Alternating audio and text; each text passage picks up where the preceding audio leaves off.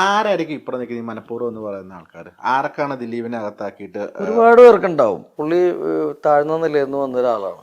വാടക വീട്ടിൽ താമസിച്ചു, മിമിക്രിയിൽ വന്നു, സിനിമയിൽ വന്നു. സിനിമയുടെ എല്ലാ മേഖലകളിലും പുള്ളി ഒന്ന് സഞ്ചരിച്ചു. അതിലൊക്കെ എല്ലാം സക്സസ് ആയിരുന്നു.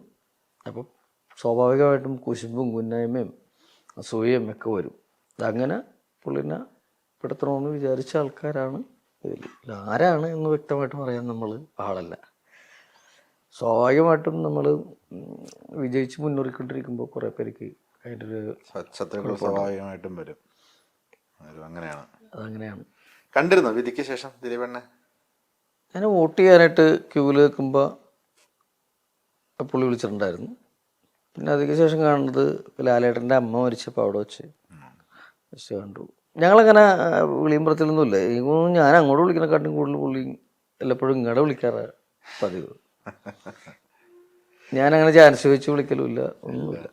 ഒന്നും വരെ ചാൻസ് ചോദിച്ചിട്ടില്ല. പുള്ളി എനിക്ക് ചാൻസ് തന്നേ ഉള്ളൂ.